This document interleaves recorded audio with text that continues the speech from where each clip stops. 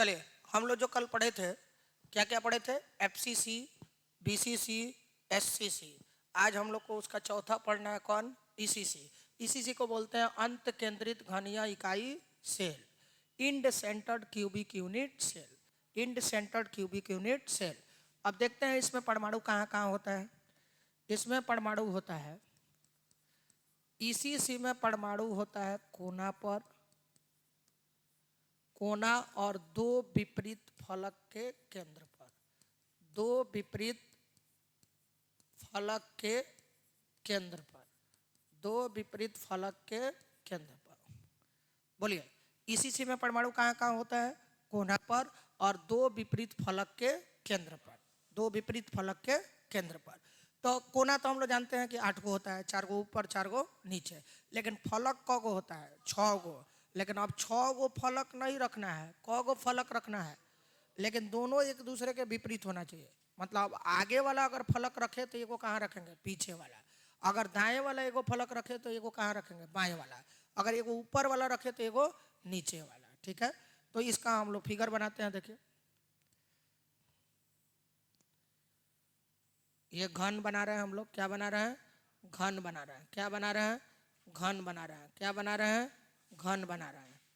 क्या बना रहे हैं बाबू? घन बना रहे हैं। ठीक है, तो घन है ये। घन में कितना, कोना पर कितना परमाणु होगा? 8 को। पहले ही से जानते होंगे, 1 2 3 4। कोना पर कितना परमाणु? 4 ऊपर 4 नीचे, 4 ऊपर और 4 नीचे। तो कितना परमाणु हो गया? 4 ऊपर और 4 नीचे। कितना परमाणु हो गया? 8। 4 ऊपर 4 नीचे। तो कोना वाला तो हो गया, कोना वाला तो हो गया, केवल देखना है, लिखना नहीं है। कोना वाला तो हो गया। परमाणु कहाँ होगा? कोना पर। 4 गो ऊपर और 4 गो नीचे। और 2 गो कहाँ होगा? फलक पर। लेकिन दोनों फलक क्या होना चाहिए? विपरीत। फलक ओरिजिनल में कितना होता है? 6। लेकिन रखना कितने जगह है? 2 जगह। एगो आगे रखेंगे तो एगो पीछे, क्योंकि विपरीत रखना है। एगो ऊपर रखेंगे तो एगो नीचे। चलिए, एगो ऊपर फलक मान लेते हैं, एगो ऊपर फलक के केंद्र पर रखेंगे और एगो नीचे। कोई दिक्कत? इसी को बोलते हैं क्या? ईसीसी। कोई परेशानी? क्लियर है? तो कल हम लोग पढ़े थे एफसीसी, बीसीसी, एससीसी, और एगो बाकी क्या रह गया था? ईसीसी। ईसीसी कंप्लीट हुआ। क्लियर है? जल्दी बोलिए। अब आप देखेंगे तो इकाई सेल का 2 प्रकार था। कितना प्रकार? इकाई सेल का कितना प्रकार था? 2 प्रकार था। एक आघ्य था और दूसरा केंद्रित घनीय इकाई सेल था। कौन था? केंद्रित घनीय इकाई सेल। तो अब हम लोग पढ़ते हैं थोड़ा केंद्रित घनीय इकाई सेल। केंद्रित घनीय कौन सेल? केंद्रित घनीय इकाई सेल। तो इसमें क्या होता है? डेफिनेशन देखो, वह इकाई सेल जिसमें परमाणु कोना के साथ साथ, कोना के साथ साथ किसी और स्थान पर भी होता है, किसी और स्थान पर भी होता है। और स्थान मतलब कोना के साथ साथ या फलक पर होगा या तो केंद्र पर होगा, लेकिन किसी और स्थान पर जरूर होगा।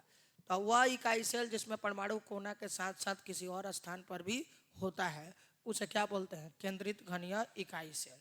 यह केंद्रित घनीय इकाई सेल कितने प्रकार का होता है? 3 प्रकार का। कितने प्रकार का? और यही हम लोग पढ़े हैं 3 प्रकार। कौन कौन? एफसीसी, बीसीसी, और अभी अभी हम लोग क्या पढ़े हैं? पढ़े हैं ना? तो याद करो, एफसीसी में कोना के साथ साथ, कोना के साथ साथ कहाँ परमाणु होता है? फलक के कहाँ पर? फलक के केंद्र पर। फलक के, तो बोलो, कोना के साथ साथ कहाँ होना चाहिए? किसी और स्थान। तो बोलिए कौन स्थान पर है?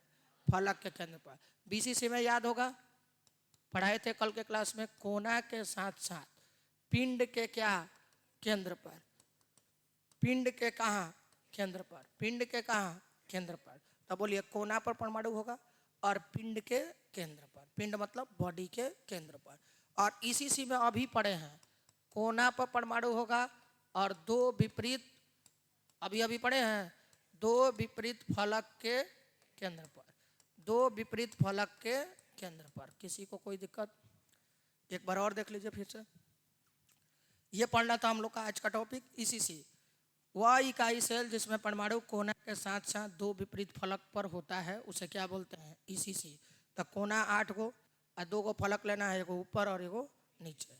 अब बोले केंद्रित घन या इकाई सेल वह इकाई सेल जिसमें परमाणु कोना के साथ साथ किसी और स्थान पर भी होता है उसे केंद्रित घन या इकाई सेल कहते हैं। यह कितने प्रकार का होता है? FCC, BCC, ECC. एफसीसी में परमाणु कहाँ होता है? कल के क्लास में पढ़ाए थे, कोना और फलक के किसी और स्थान क्या हो गया? फलक के केंद्र पर। बीसीसी में परमाणु कोना तो होगा और किसी और स्थान के जगह पर पिंड के केंद्र पर। ईसीसी में कोना तो होगा, किसी और स्थान के जगह पर दो विपरीत फलक के केंद्र पर। किसी को कोई दिक्कत? क्लियर है? आगे बढ़े। पिछले क्लास में आप पढ़े थे क्रिस्टल जालक। क्या पढ़े थे? अभी पढ़ना है क्रिस्टल जालक का गुण। क्रिस्टल जालक का गुण। क्रिस्टल जालक का गुण। क्रिस्टल जालक का गुण या अभिलक्षण। क्रिस्टल जालक का गुण या अभिलक्षण। क्रिस्टल जालक का गुण या अभिलक्षण। किसका गुण और अभिलक्षण? क्रिस्टल जालक। तो इसका फिगर तुमको हम दिखाए थे, फिगर दिखाए थे क्रिस्टल जालक का। अभी फिर से दिखा रहे हैं, देखिए क्रिस्टल जालक का फिगर। इसी पर बता देंगे गुण, ठीक है? Crystal lattice.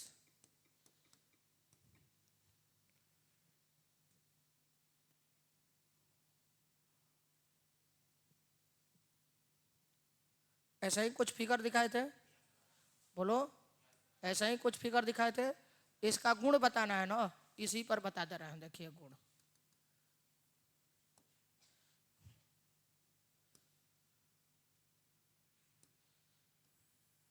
गुण बताना है ना। देखिए, देखो तो क्रिस्टल जालक का ये बिंदु है। अब पहला गुण, क्रिस्टल जालक के बिंदु को जालक बिंदु क्या कहते हैं? जालक बिंदु या जालक स्थल कहते हैं। कौन स्थल? जालक स्थल या जालक स्थान कहते हैं। तो बोलिए क्रिस्टल जालक के बिंदु को, देखो तो ये क्रिस्टल जालक है, इसमें बिंदु है बहुत सारा। इसके बिंदु को क्या बोलते हैं? जालक बिंदु या जालक स्थल कहते हैं। कोई दिक्कत? तो बोलिए क्रिस्टल जालक है, पढ़ाए थे, जल्दी बोलो। क्रिस्टल जालक है, क्रिस्टल जालक के बिंदु को क्या बोलते हैं? जालक बिंदु या जालक स्थल कहते हैं। कोई दिक्कत? आगे बढ़ते हैं। इसका जो बिंदु है ना, इसका जो बिंदु है वो अव्ययी कण है। कौन कण है? अव्ययी कण मतलब होता है अणु, परमाणु या आयन। पता है पहले से? अणु, परमाणु या क्या? तो बोलिए इसका जो बिंदु है ना, ये अव्ययी कण है। और अव्ययी कण मतलब क्या होता है? अणु, परमाणु या आयन। कोई दिक्कत? अणु, परमाणु या आयन। किसी को कोई दिक्कत है? तो बोलिए क्रिस्टल जालक का पहला गुण क्या है कि इसके बिंदु को क्या बोलते हैं? जालक ही है। क्रिस्टल जालक के बिंदु को क्या बोलेंगे? जालक बिंदु या जालक स्थल, जालक स्थान। दूसरा, इसका बिंदु क्या होता है? अव्ययी कण मतलब अणु, परमाणु या आयन। तीसरा पॉइंट, इसके बिंदु को कौन रेखा में मिलाते हैं? इसका जो बिंदु है उसको किस रेखा में मिलाते हैं? जिससे कि हमें ठोस का संरचना प्राप्त होता है। तो इसके बिंदु को कैसे मिलाते हैं? सीधी रेखा में मिलाते हैं। किसी को कोई दिक्कत? बोलिए जल्दी, बात समझ में आया? तो क्रिस्टल जालक का कितना गुण है? क्रिस्टल जालक के बिंदु को क्या बोलेंगे? जालक बिंदु। इसका बिंदु कौन कण होगा? या अणु, परमाणु या आयन। और बोलो इसका बिंदु किस रेखा, बिंदु को किस रेखा में मिलाया जाएगा? जिसके कारण हमें ठोस का संरचना प्राप्त होगा। कोई दिक्कत? समझ में आ गया? अब नोट्स डाल देंगे टेलीग्राम से, तो वहाँ से लिख लीजिएगा क्योंकि क्लास छूटा हुआ है। लेकिन समझ में आया कि नहीं पहले ये बताओ। कोई दिक्कत है? बोलो जल्दी, बोलो। कोई परेशानी है? अब आइए, तो क्रिस्टल जालक का गुण क्लियर हो गया। किसका गुण क्लियर हुआ? क्रिस्टल जालक का गुण क्लियर हुआ। बोलो। अब एगो टॉपिक था एकक कोष्ठिका या क्या? इकाई सेल का गुण। किसका गुण? इकाई सेल का गुण। देखिए इधर, एकक कोशिका या इकाई सेल का गुण। घन बनाने आता है। देखिए, घन बताए थे, बोलो ना जी। ये घन है, जल्दी बोलो। ये क्या है? घन है। ये क्या है? घन है। अब देखो, तुम लोग 9th-10th में पढ़ा होगा, अक्ष दो होते हैं, याद है कुछ? एक्स अक्ष, वाई अक्ष, कुछ याद है? इधर इधर इधर देखो, एक्स अक्ष और क्या? तो देखो, याद करो, इसको क्या बोलते हैं? एक्स अक्ष। ऊपर वाले को क्या बोलते हैं? वाई अक्ष। और ये तिरछा वाले को, तो देखो, तुम लोग समझता है, तुम लोग आज तक दुइये को अक्ष पढ़ा होगा, आगे पीछे एक्स और ऊपर नीचे वाई। तुम लोग ऐसे पढ़ा होगा, देखो, एक्स और क्या? आगे पीछे क्या? एक्स। मतलब दाएं बाएं क्या? एक्स। ऊपर नीचे क्या? एगो जेड आया है नया, तो जेड जानते हो कहाँ होता है? बाहर। कहाँ होता है? बाहर। दो पेन देना। देखो, जेड कहाँ होता है? बाहर होता है। देखो, ये देखो तो बाबू, ये क्या है? ये एक्स है, दाएं बाएं। ऊपर नीचे क्या होता है? और जेड कहाँ होता है? बाहर। और कहाँ? अंदर। तब बताओ, क्या बोर्ड से बाहर लाइन तुम खींच पाओगे? संभव है? क्या कॉपी से बाहर लाइन खींच पाओगे? कॉपी से बाहर लाइन खींच देगा तो नोबेल पुरस्कार मिल जाएगा। क्या खींच पाओगे? तो जब 3D में है, ये किस में है? 3D में। तो ये लाइन बाहर तो खींच नहीं पाओगे। तो खींच नहीं पाओगे, तो इसलिए इसको कैसे दिखाया जाता है? तिरछा दिखाया जाता है। इसको कैसे दिखाया जाता है? तो तिरछा दिखाए हैं। तो बोलो, कितने अक्ष होते हैं? X Y Z, X Y Z. अब देखिए, अब इसमें लंबाई चौड़ाई ऊंचाई तीनों होगा बाबू, बोलो ना जी। तो मान लेते हैं ये दूरी ए है, जेड में दूरी क्या है? ए। एक्स में दूरी क्या है? बी। और वाई में दूरी क्या है? वाई में दूरी क्या है? सी है। वाई में दूरी क्या है? सी है। कोई दिक्कत है? तो बोलिए, जब 3D में है तो तीन चीज होगा, लंबाई चौड़ाई ऊंचाई, जिसको किससे दिखाए हैं? ए बी सी से। तीन को कोण भी होगा, अल्फा, बीटा और क्या? गामा। तो बोलिए, तीन गो दूरी ए बी सी, तीन गो कोण अल्फा, बीटा और क्या? गामा। क्लियर है? तो टोटल कितने चीज है इसमें? 6। तीन गो दूरी और तीन गो कोण। तो इसका पहला गुण देखो, किसका? इकाई सेल का पहला गुण किसमें? कितने पैरामीटर होते हैं? 6 पैरामीटर। पैरामीटर मतलब मापने वाला। तो मापने वाला कौन कौन है? A B C. A B सी क्या मापता है? दूरी। और अल्फा बीटा गामा क्या मापता है? कोण। तो मापने वाला क्या है? 6 पैरामीटर है। दूसरा गुण है, इसमें अक्षीय दूरी। कौन दूरी? अक्षीय दूरी कौन कौन होता है? A B C. अक्ष पर ही ना दूरी है जी। किस पर दूरी है? अक्ष पर। एक्स अक्ष पर, वाई अक्ष पर, जेड अक्ष पर। अक्षीय दूरी। और तीसरा क्या होगा? अक्षीय कोण। कौन कोण? अक्षीय कोण। अक्षीय कोण कौन कौन होगा? Alpha, alpha, beta, gamma. अक्षीय कोण कौन कौन होगा? Alpha, beta, gamma. किसी को कोई दिक्कत? तो बोलिए, इकाई सेल में कितने पैरामीटर? 6, जिसमें से 3 को क्या होता है? अक्षीय दूरी। और 3 को क्या होता है? अक्षीय कोण। कोई दिक्कत? क्लियर है? आगे बढ़े, बोलो जल्दी। 3 गो दूरी है, 3 गो कोण है, तो कितने पैरामीटर? 6 पैरामीटर। क्लियर है? कोई दिक्कत? तो हमको 2 चीज नया मिला, अक्षीय दूरी और अक्षीय कोण। अक्षीय दूरी और अक्षीय कोण। अब हम लोग को टॉपिक पढ़ना है क्रिस्टल तंत्र। कौन तंत्र?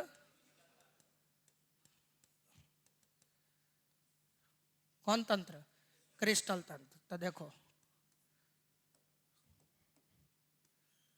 अक्षीय दूरी, अक्षीय दूरी और अक्षीय कोण के आधार पर, अक्षीय दूरी और अक्षीय कोण के आधार पर, बोलो, अक्षीय दूरी और अक्षीय कोण के आधार पर क्रिस्टल को 7 प्रकार में बांटा गया है। क्रिस्टल को कितने प्रकार में? 7 प्रकार में बांटा गया है। कितने प्रकार में? इसलिए इसे क्या बोलते हैं?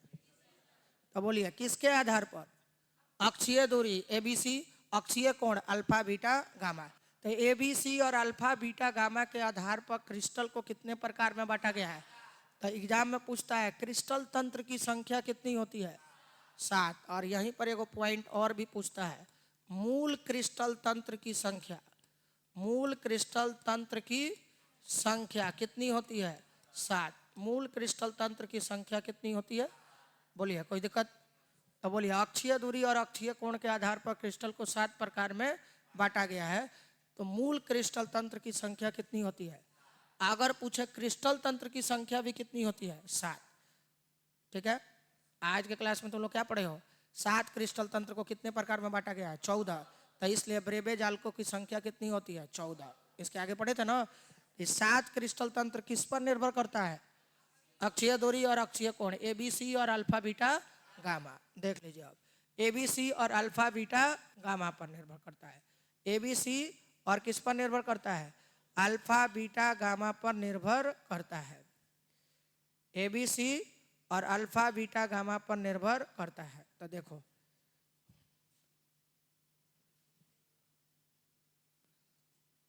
ये सब फिगर वगैरह आज पढ़े हो ना। 7 को कितने प्रकार में बांटा गया है? 14। तो उस 7 को समझ लो पहले। 7 को देखो,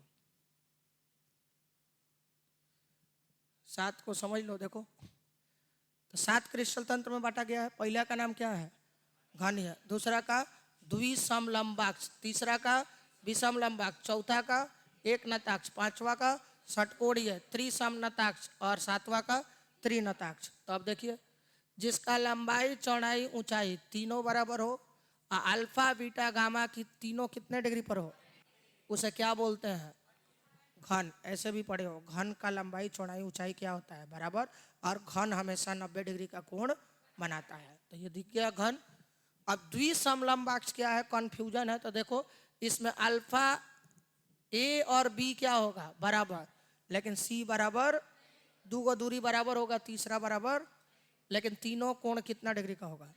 तो उसे क्या बोलेंगे? द्विसमलंबाक्ष। जिसका लंबाई चौड़ाई ऊंचाई तीनों बराबर नहीं हो लेकिन अल्फा बीटा गामा 90 डिग्री हो, उसे क्या बोलते हैं? विषमलंबाक्ष। ये एग्जाम में पूछा भी गया है क्वेश्चन। तो बोलो, जिसका लंबाई चौड़ाई ऊंचाई बराबर नहीं हो लेकिन अल्फा गामा कितना डिग्री हो लेकिन बीटा 90, उसे क्या बोलते हैं? एक नताक्ष। जिसका दो गो दूरी बराबर हो लेकिन तीसरा बराबर, अल्फा बीटा 90 हो लेकिन गामा 120, उसे क्या बोलते हैं? षटकोणीय। जिसका लंबाई चौड़ाई ऊंचाई बराबर हो, अल्फा बीटा गामा 90 डिग्री के बराबर नहीं हो, उसे क्या बोलते हैं? त्रिसमनताक्ष। अब बोलिए, जिसका लंबाई चौड़ाई ऊंचाई तीनों बराबर नहीं है, जिसका अल्फा बीटा गामा भी 90 डिग्री नहीं है, उसे क्या बोलते हैं? त्रिनताक्ष। ज्यादातर एग्जाम में कौन पूछता है? पहला और कौन? लास्ट। उसमें सब बराबर है, इसमें कोई भी बराबर। एगो ये पूछता है विषमलंबाक्ष, बराबर दूरी नहीं है लेकिन बराबर कोण है, उसे क्या बोलते हैं? विषमलंबाक्ष। अब इसी के आगे आज आप लोग क्लास में पढ़े थे। बोलो कोई दिक्कत? कोई दिक्कत है? एक बार रिवीजन करा दे कि यादें हो जाए सीधे। बोलो कोई दिक्कत है? समझ में आया? बोलो ना जी। कोई परेशानी है?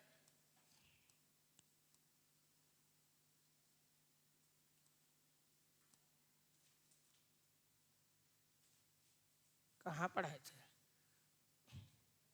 ऊपर गया।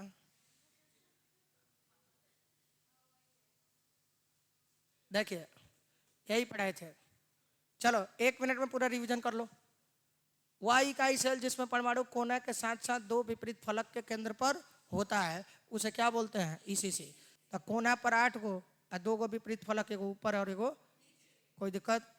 आगे देखिए, अंत केंद्रित घनीय इकाई सेल वह इकाई सेल जिसमें परमाणु कोना के साथ साथ किसी और स्थान पर भी होता है, उसे क्या बोलते हैं? केंद्रित घनीय इकाई सेल। बोलिए एफसीसी। कोना तो है, कोना के साथ साथ फलक के पढ़ा चुके हैं। ये बीसीसी कोना तो है, किसी और स्थान के जगह पर क्या है? पिंड के केंद्र। ईसीसी कोना तो है लेकिन किसी और स्थान के जगह पर 2 विपरीत फलक के केंद्र पर। कोई दिक्कत है? अब बोले क्रिस्टल जालक का गुण, ये तो फिगर पर बताए थे। तो क्रिस्टल जालक के बिंदु को क्रिस्टल जालक के बिंदु को जालक बिंदु या जालक स्थल कहते हैं। ठीक है, इनके बिंदु अव्ययी कण होते हैं, या तो अणु या तो परमाणु या तो आयन। और तीसरा, बिंदु को सीधा लाइन से मिलाते हैं। फिगर पर दिखाए थे। अब देखिए इकाई सेल का गुण, कितने पैरामीटर होते हैं? अक्षीय दूरी ABC और अक्षीय कोण alpha beta gamma, alpha beta gamma. तो देखो अक्षीय दूरी और अक्षीय कोण के आधार पर क्रिस्टल को कितने प्रकार में बांटा गया है? तो मूल क्रिस्टल तंत्र की संख्या कितनी होती है? अभी फिगर दिखाए थे कि कितने प्रकार का था, 7। किसी का दूरी बराबर था, किसी का दूरी बराबर नहीं था, किसी का कोण बराबर था, किसी का कोण बराबर नहीं था। कोई दिक्कत? क्लियर है? कोई परेशानी? क्लियर है? जल्दी बोलो। Class over. तो ये